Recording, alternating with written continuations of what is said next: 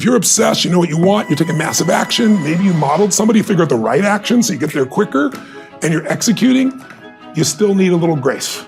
Some people call it luck, you could call it God, but I really believe that there's the part we do and then there's the part that comes to us. But I do know grace shows up a lot more when you do the first 2 steps on your own, and grace shows up a lot more when you acknowledge grace in your life, when you acknowledge that I was born in a world where I didn't have to build this internet that I can pull out of my pocket the answer to anything on earth. I am driving on streets I didn't pave. I'm reading books I didn't have to write. That's the gift of our lives. And I think when we experience that grace, we don't just experience more achievement, but we start to experience more fulfillment. And grace not only affects your ability to get there, but it affects what you do and how you live once you are there. It really determines the quality of your life, because unless you live in a state of gratitude, I did an interview with Sir John Templeton, who, as you know, is one of the first billionaire investors and just a brilliant man. He came from nothing.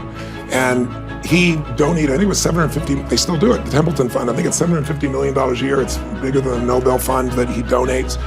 And one day I asked him, I said, what is the secret to wealth? And he looked at me, paused, this big smile, and his eyes got really bright, like they always did.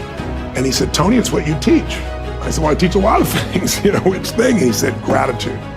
He said, because you and I, Tony, know billionaires that are miserable, and it's because they're not grateful for what they have. And we both know people have no money, seemingly, but they're so grateful for their health, for their husband, for their wife, for their children. They're so grateful to God, they're so grateful for their life that they're rich. So I think it starts with that gratitude. It starts with that connection to grace, as simplistic as that sounds. And so it's not enough just to have your financial plan. You have all the money and be miserable. Let's have the money and be really rich emotionally, psychologically, and spiritually. Right. Disappointment either destroys you or drives you, and you have to decide which one it's going to be. If you don't consciously decide, there's always going to be more BS for you to deal with. But that's why I think, when I do my events, the reason I do the 12 hours a day, it's not because I like talking. It's just that I can tell you something all day long, or I can get you to build the muscle. Yes. And the build the muscle is by experiencing it. I always tell people a belief's a poor substitute for an experience. Like, I can have a belief about you, but not experience you. So I get to know who you are, right? The same thing's true as, like, you have a belief about China, you have a belief about working out. So I try to give people experiences that are so profound. And then, the studies they did, they found people 12 months later, 11 months later, we were still in the middle of COVID. They did my digital seminar, and they measured my body, like, the amount of times I jump 1,000 times in a day, and I weigh 282 pounds, and I come down 4 times the body weight, so it's 1,000 pounds times 1,000 pounds of pressure.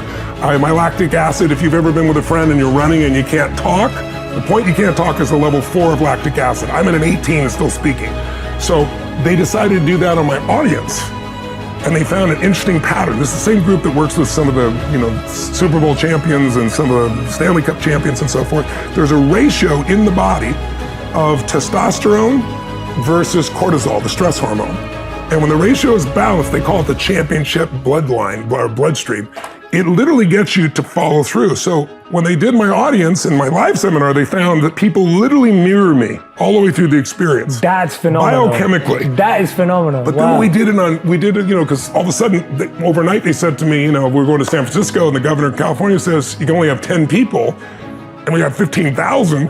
So I was like, we'll go to Vegas. They'll never shut down Vegas. They shut down Vegas. I was like, okay, we'll do 1,500 movie theaters with 10 people in them. They shut down the movie theaters. Like, okay, we'll go to a church in Houston. I got a buddy, I'll rent his church for 15,000 people. They're not going to keep Costco open and shut down the church. They kept Costco open and shut down the church. So I finally said, okay, I'm not going to do some crappy little webinar. So I get this vision. I'm going to build this facility with 20-foot high LED screens, 50 feet wide, all around me. I'm going to call Eric Yon at Zoom. I'm going to get them from 1,000 up to 25,000 people so I can interact with people live in real time. I'm going to build an app so they can shake it. And the more people do it, the louder it gets, so it's real. So I built this whole thing. So now we're doing bigger events than ever in our entire history. But they did the same measurements on them in different parts of the world and saw the exact same mirroring process. Wow. And the average person, even digitally, to clarify that, 71% of the people, they had 71% drop in negative emotions, 53% improvement in positive emotions, and 11 months later, in the middle of COVID, it held, because it's a biochemical change. So when people say, "Oh, I'm trying," I write books because it's an easy entry point to people. There's so much you can learn from a book, but there's nothing like the experience. That's why I do the events. And like this last 2 years, because of COVID, I did 2 like 6-day free events. We had 800,000 people attend for 6 days just 4 weeks ago, because I just wanted people to have answers where they are. And then people start to see, they get momentum. But it's hard to do just reading something or watching a couple of, 20-minute or 15-minute or 5-minute little pieces on YouTube. Yeah. Those are great. They might inspire you. But a transformation requires immersion. It's like if you ask the average person, did you study a foreign language in school? Most people, oh yeah, high school, college, speak it. They don't. But if you turn around and you said, okay, what if you want to learn Italian and I just took you to Rome and dumped you off for 6 weeks with no teacher, you're going to come back 6 weeks later speaking, Italian. So it's immersion. And if you want to master something, I think that's the thing most people don't do. They read a little bit, they listen a little bit, they dip in and out. They don't go day and night and day in total immersion in something that transforms them, and also something that makes them push through their fears. Because in the end, that's the only thing that stops me. Everybody's got a story. I didn't know this person. I don't have the resources. They have all the things they don't have. But if you're resourceful, you can get the money, you can get the time, you can get the energy, you can get anything you want. And you've got to get over your fear to be resourceful. So we do experiences that are so physiologically profound that those fears do not stop you anymore. And that's how we get people to get, 10 years later, they're still transformed from an experience that was 1 weekend.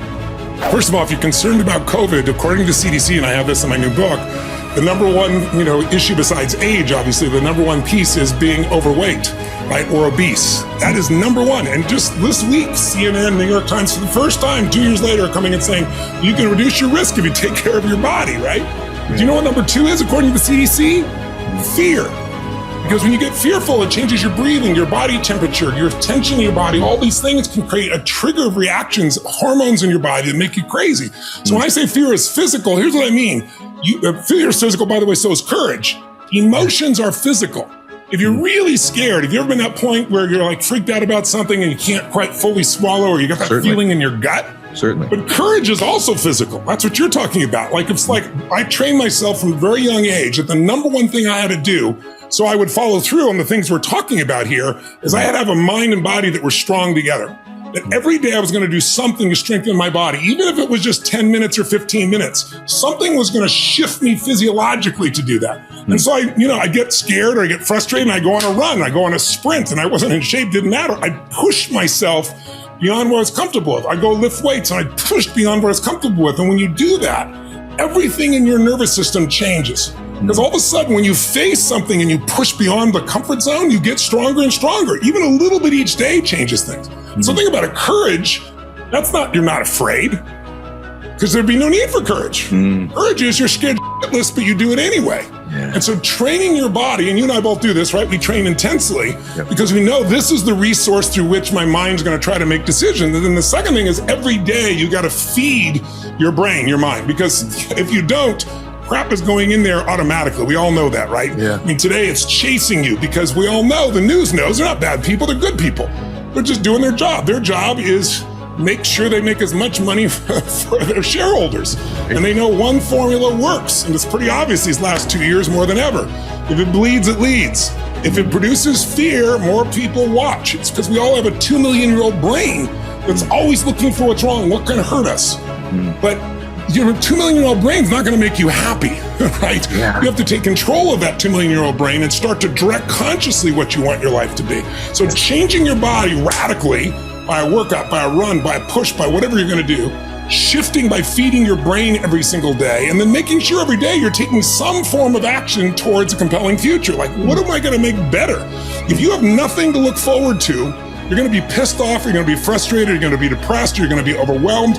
And in those emotional states, even though you're a smart person and you know lots of things, you won't use anything you know. So to me, the leverage to changing somebody's life is always starting with the human body. If I started to speak to you and I spoke more at this tempo, and I said, yeah, Ed, I really think people should get their act together and make this their best year ever. Right? I feel terrible in my body. Now, I'm not saying everybody needs to talk fast or loud like me. That's my own physiology, but it's kind of trained. But everyone has different gears. And when you're low gears, like you can be in a great relationship, somebody you totally love, and you're both in a great physical state, emotional state, everything's great. You both get a little love from taking the kids to 20 soccer practices and cash flow problems in the business and all that stuff. And all of a sudden, same love doesn't feel like the same love. You still love each other, but it doesn't come across. Maybe you're both stressed out, then it creates problems in the relationship. So the most important factor in your life is the ability to manage your mental, emotional state. It is the one thing you have complete control of once you learn how. Then it becomes just the daily discipline. And it's not even discipline, it just becomes habit. To say, I'm not going to live in this lousy pace. I'm not going to put up with it. I know what to do. Let me do it. Let me move forward. But that's why, I do programs and events where I immerse people.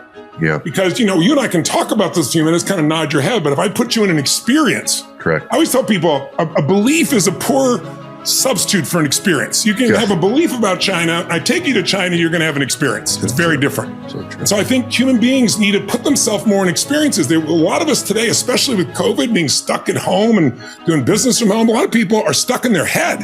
Yeah. I tell people, get in your head, you're dead. You'll just go in circles. Get in your head. You got to get that body and that energy moving, and then your head will start to work as well.